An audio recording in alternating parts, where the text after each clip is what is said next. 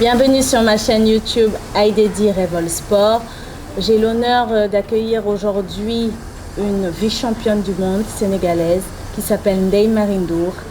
Récemment, elle a participé au championnat du monde de Viet Vo Dao du 20 au 24 juillet 2022. J'ai choisi Ndeye Marie tout simplement parce que c'est une camarade de l'Académie nationale olympique sénégalaise. Et aussi, le Viet Vo Dao est un sport que l'on ne met pas assez en avant au Sénégal. D'où la création de ma chaîne YouTube, de mettre en avant les sports peu connus, voire pas connus au Sénégal. On va laisser à Ndeye Marie l'honneur de se présenter. Ndeye Marie Ndour, bonjour. Comment vas-tu? Ça va bien. Ça fait longtemps. Oui, ça va. C'est un plaisir. Franchement, ça fait plaisir de t'accueillir aujourd'hui. Merci beaucoup pour l'invitation. De rien, on est ensemble. Bonjour, chers téléspectateurs. Moi, je suis Ndeye Marie Ndour. Je suis champion deuxième dan en provenance de Viet Vo Dao, comptable de profession. Actuellement, j'ai eu à participer au championnat du monde. Elle n'a même pas dit qu'elle est membre de l'Académie nationale olympique sénégalaise, là où on s'est rencontrés, mais c'est pas grave. Tu vas te faire taper sur les doigts. Mis à part ça, moi il y a quelque chose qui m'a frappée, c'est que tu as été vice-championne du monde de Viet Vo Dao, self-défense féminin, récemment au mois de juillet. Et c'est vraiment une fierté parce que très peu de gens sont arrivés à ce niveau, surtout en tant que femme. Qu'est-ce que tu veux me dire de ton parcours sur le Viet Vo Dao? Quand tu as commencé et depuis combien d'années tu en pratiques? Voilà, moi j'ai commencé le Viet Vo Dao en 2006, à l'âge de 11 ans. Donc je l'ai commencé toute petite, à la petite catégorie. J'ai pu compétir à la petite catégorie avant d'aller dans les catégories seniors. Donc ça fait 16 ans de pratique ou 17 ans je pense. Je l'ai commencé depuis longtemps parce que moi j'ai toujours aimé les arts martiaux. Depuis que je suis petite, j'ai aimé les arts martiaux. Mon papa avait vu que j'étais une fille très active, voilà, tout le temps. Il m'a dit pourquoi. Une amie de ma grande sœur a vu cette art martial, elle m'a dit tu peux participer. Je suis allée voir et ça m'a plu, j'ai commencé en 2006 à l'âge de 11 ans. Très bien. Donc tu as commencé en 2006. À l'âge de 11 ans, tu es passé par les différentes catégories, je suppose. Oui. Tu as eu des titres bien avant ton titre de vice-championne du monde. Oui. Peux-tu nous parler de ce parcours? Comment tu t'es préparée? Par où tu es passée en fait? Parce qu'on ne se lève pas un matin et on devient vice-championne du monde. Bon, moi, j'ai commencé à l'âge de 11 ans. Donc, j'ai commencé par la petite catégorie. Je suis devenue plusieurs fois championne régionale. Parce que Viet Vo Dao, on fait des champions régionaux, des tournois, des champions nationaux, les Coupes d'Afrique, les Coupes du monde. Donc, je suis plusieurs fois championnat régional, championnat national. En 2014, j'étais membre de l'équipe nationale. On m'avait sélectionné en 2014. Cette année, je faisais même le bac.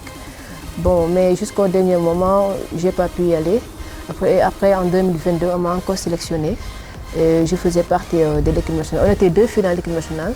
On était 9 athlètes sur 2 filles. Et j'en faisais partie. Donc j'ai compété en ceinture noire parce qu'en Viet Vo Dao, il y a les ceintures bleues et les ceintures noires. Donc en tant que dame, j'ai compété pour la catégorie noire.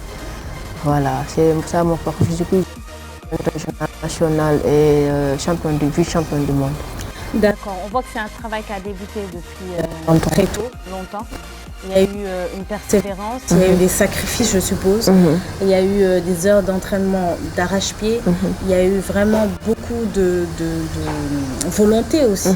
Parce que le sport, comme on peut le constater ici, c'est difficile de tenir jusqu'à son âge. Et d'être surtout au haut niveau jusqu'à ça. Le plus dur, c'est de garder le haut niveau, c'est de garder le fait qu'on soit très loin pendant... Plus on prend de l'âge, plus on soit loin. Et c'est difficile pour pas mal de gens. Et moi, je t'encourage, parce que bravo, moi, j'ai pas su le faire.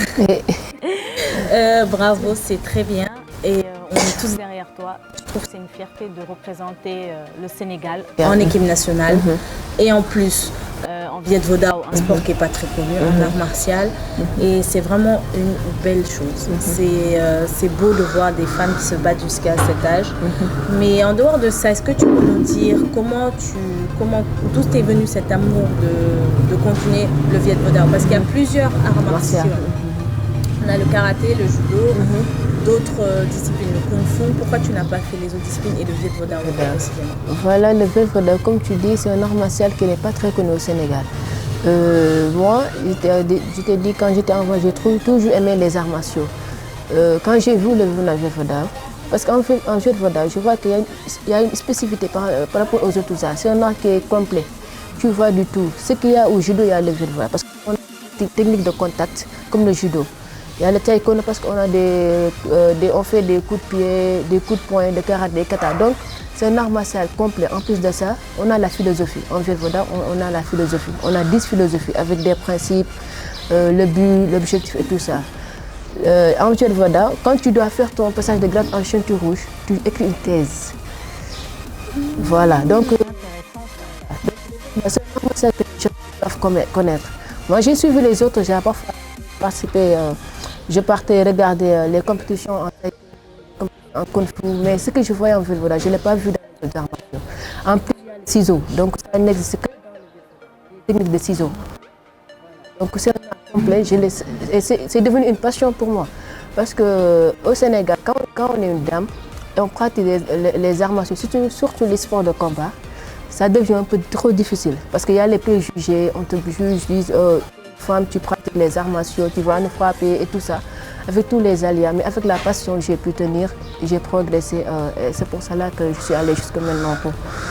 Donc tu choisis le Viet Vo Dao parce que c'est spécifique, ça c'est déjà bien, mais aussi parce que ça regroupe les autres disciplines d'art martial. Mais moi, ce que j'aime bien, c'est que le fait que tu aies choisi ça parce que c'est spécifique. Donc du coup, tu t'es épanoui dans quelque chose que tu ne trouvais pas dans les autres disciplines. Voilà. Mais concernant les préjugés, malheureusement, on est dans un pays qui ça va pas sur les préjugés. On juge beaucoup les gens sur leur sexe, entre guillemets, soit masculin ou féminin. Et ça, c'est très grave, je trouve. Parce que une personne qui a une passion, le sport, c'est représenter. Les gens oublient qu'on représente quand même le pays. Oui, c'est ça. Qu'on soit ambassadeur, qu'on soit président, mais le sportif aussi remplace, enfin, pas remplace, mais représente le pays. Le pays, c'est ça. Donc il faut bien les respecter, tout au même titre qu'on respecte un président qui va défendre les couleurs du pays, ou alors un ambassadeur ou d'autres personnes. C'est dans certains, malheureusement, ici c'est pas payé, c'est pas assez respecté, mais dans d'autres pays, ces anciens sportifs ont après des ouvertures dans les métiers du sport, ont des ouvertures dans des métiers tout court et arrivent à s'en sortir. Et moi je t'encourage beaucoup parce qu'être une femme et faire des arts martiaux, c'est pas un frein. Dieu n'interdit pas ça, c'est écrit nulle part que c'est un frein de la loi. Donc fais ce qui te plaît, vas-y à fond. Et donne-toi les moyens de réussir. Alors Ndeye Marie, qu'est-ce que tu peux conseiller aux jeunes femmes qui veulent faire du Viet Vo Dao, on va dire des jeunes filles, et aussi généralement, qu'est-ce que tu peux dire sur le Viet Vo Dao? Bon, je conseille aux femmes de pratiquer les arts martiaux parce que malgré les préjugés, tout le temps tu entends une femme ne doit pas aller faire les sports de combat, ça te rend comme ci, ça te rend comme ça. Pratiquer les arts martiaux, ça permet d'avoir une ouverture d'esprit. Ça te permet de se concentrer, d'avoir une maîtrise de soi. Donc il y a beaucoup d'avantages à la pratique des arts martiaux. Aussi, par rapport à la santé, moi-même qui vous parle, moi je suis asthmatique. Donc depuis que je pratique, je peux rester des années sans avoir de crise d'asthme. Donc c'est une très bonne chose à faire. Au niveau santé, aussi avec les dangers qui existent maintenant, la violence faite aux femmes, on le dit souvent, ça nous permet aussi de se défendre. Donc je conseille aux femmes de les pratiquer. Tu vois parfois dans notre salle, tu vois des femmes, elles viennent, elles regardent, elles veulent s'intégrer, mais 2-3 mois elles s'arrêtent. Pourquoi? Parce que le parent dit ça c'est pas pour une femme. Les hommes le disent, ça c'est pas une femme. Je vais juste te rebondir un peu sur ce que tu dis, après je te laisse terminer. C'est pas qu'au Viet Vo Dao, c'est dans toutes les disciplines en fait. C'est dans toutes les disciplines où on se rend compte que les petites filles, elles sont intéressées par une discipline et on leur dit, quand elles partent jusqu'à évoluer, on leur dit non mais là tu ressembles à un homme. Moi dans ma discipline, souvent les filles, on leur dit, de toute façon, tu ressembles à un homme, il faut que tu arrêtes. Ça. Et souvent, c'est des filles talentueuses. Peut-être qu'elles auraient pu être comme toi, on ne sait pas. Peut-être qu'elles auraient pu aller loin. Mais on les freine. Et les préjugés de la femme, c'est parce qu'on est dans un pays où... Un pays, quand il ne marche pas, c'est parce que l'État, en général, ça ne marche pas. quand on voit les pays développés, comment ils respectent le sport, aussi bien que l'école et le travail, c'est parce qu'il y a une... On leur incarne ça dès le bas âge, en fait. Dès qu'ils ont 3-4 ans, on leur apprend ce que c'est que le sport. C'est pas juste aller faire du sport, rentrer à la maison. Maîtrise de soi. Ça te permet aussi de te contrôler. La discipline aussi. D'être discipliné, de savoir comment te comporter, de savoir comment t'exprimer vis-à-vis des gens. Un sportif, en général, on ne l'entend pas dans des grosses histoires, gros problèmes et tout ça. Il a une maîtrise de soi, une capacité à se contrôler, à pouvoir bien, comme tu l'as très bien dit tout à l'heure, pouvoir bien parler aux gens. Et malheureusement, dans toutes les disciplines, c'est pas qu'en Viet Vo Dao. Ça, je peux te rassurer, c'est pas qu'en Viet Vo Dao, c'est dans toutes les disciplines. Les filles, ça pose problème. Et c'est pourquoi j'ai ouvert cette chaîne et j'ai décidé de créer une chaîne YouTube, parce qu'il faut qu'on lutte contre ça, en fait. C'est ça aussi. On ne peut pas continuer qu'il y ait des talents cachés qui peuvent demain nous représenter. Il y en a tellement qui peuvent nous représenter très haut. Donc on doit soutenir ces femmes. Voilà. J'encourage les femmes à pratiquer du sport. Je dis le sport. Il faut que les femmes fassent du sport et ne pas écouter les gens. Il faut que cette préjugé s'arrête. Tout le temps je le dis, il faut arrêter de préjuger les gens parce que toutes les personnes n'ont pas une mentale forte pour accepter ça. Il faut être bien... Je peux dire que dans notre philosophie en Viet Vo Dao, on te dit qu'il faut être physiquement fort, physiquement, moralement et mentalement. Donc quand tu n'es pas fort mentalement et moralement, ça, tu ne vas pas évoluer. Donc je demande solennellement aux familles, surtout les mamans, surtout je dis les mamans. Parce que par rapport à nos papas, moi c'est mon papa qui m'a encouragé à le faire. Nos mamans, elles doivent laisser leurs enfants à pratiquer, surtout les femmes. Ça, c'est très important ce que tu as dit, surtout les femmes. On va dire toutes les femmes qui sont dans les maisons. On va pas dire souvent, ce n'est pas les mamans qui éduquent leurs enfants. Il y a des personnes, dont leur mère ne leur éduque pas, mais c'est toujours une femme qui éduque une femme. C'est ça. Donc du coup, que les femmes vivant dans les maisons laissent les femmes, les petites filles, faire leur sport qu'elles ont envie. Parce que vous ne savez pas si vous cachez un Usain Bolt, vous ne savez pas si vous cachez... Les aider à évoluer. Voilà, un Mohamed Ali ou autre chose. Moi, j'aimerais bien qu'on évoque une référence dans le Viet Vo Dao qui s'appelle Sadio Cissé Claude. Qu'est-ce que tu penses de cette dame? Bon, Sadio Cissé Dieng, on peut dire que c'est la maman du Viet Vo Dao. C'est la seule femme chanteuse rouge en Afrique actuellement, en Viet Vo Dao. Parce qu'en Viet Vo Dao, notre passage, pour être chanteuse rouge, je crois qu'elle a fait 30 ans de Viet Vo Dao pour pouvoir être chanteuse rouge. Donc c'est pas évident. Toutes les dames qui ont commencé, elles ont arrêté. Donc c'est une référence pour nous, les femmes. C'est pas seulement en Viet Vo Dao, mais dans toutes les arts martiaux. Elle est devenue une référence pour nous. Moi je dis souvent, Sadio, tu es ma référence. Je veux être chanteuse rouge comme vous. Elle me dit, il faut continuer. Il faut faire comme ça. Je veux dire qu'elle a pu scinder son art martiaux, sport, sa vie familiale et sa vie professionnelle. Donc elle a pu faire ces trois. Donc pourquoi pas nous? Et elle va être notre socle. Elle va nous conseiller, nous guider dans tout ça. C'est notre directeur technique national actuellement. Parce qu'actuellement, on a un CNG, une communauté nationale de gestion du Viet Vo Dao. C'est notre DTN. Donc Sadio, c'est notre tata, c'est notre référence. Nous, les femmes et les hommes. Voilà, elle, machallah. En tout cas, moi, je l'ai connue tout comme toi à l'Académie nationale olympique sénégalaise. Mais je ne pratique pas le même sport qu'elle. Mais en tout cas, c'est une femme que je respecte beaucoup. Parce qu'elle a des valeurs que l'on ne voit pas beaucoup chez beaucoup de dames sportives ou anciennes sportives. Il y en a, elles ont fait du sport. Aujourd'hui, on se souvient même plus qu'elles ont cartonné durant leur jeunesse. C'est ça. Alors qu'elle, elle est restée, elle forme, elle aide, elle continue à vous conseiller, comme elle le fait très bien. Et tout le monde d'ailleurs. Et au passage, on lui fait un petit coucou. Elle est très très disponible en plus. Elle donne de très bons conseils et c'est bon dans tous les sports. C'est pas que Viet Vo Dao. Si on pouvait avoir des dames comme ça, c'est génial. Pour parler, on va parler un peu plus de l'académie, parce que c'est là où on s'est connus. D'accord. On a aussi une autre référence. On a Cécile Faye, qui est aussi pour moi une référence, tout comme Claude Cissé, parce que ce sont des femmes, c'est rare de voir encore des femmes à leur âge, qui ont une vie de famille, comme tu l'as dit, et qui continuent à allier le sport, les activités du sport et même travailler dans le domaine du sport. Qu'est-ce que tu penses de Cécile Faye? Bon, voilà, moi, la Cécile, je l'ai connue au niveau de la noce. Elle aussi, parfois, elle me conseille sur beaucoup de choses. Surtout, je peux dire que dans l'administration sportive, on ne voit que des hommes. Et Tout à fait. Tu vois, c'est une dame, elle est, machallah, c'est une battante. Parce que l'autre jour, quand je suis partie au stade Léopold, j'ai vu que sa photo, c'était la seule femme directrice du stade parmi les autres hommes. Donc, elle aussi, c'est une référence pour les femmes. C'est une référence. Donc, dans les administrations sportives, dans les stations décisives du sport, il faut que les femmes commencent à intégrer les instances sportives. Il faut qu'on laisse les femmes à intégrer parce qu'elles ont la connaissance. Elles ont les capacités, elles peuvent, voilà. et elles sont... En fait, il ne faut pas faire une discrimination. C'est ça.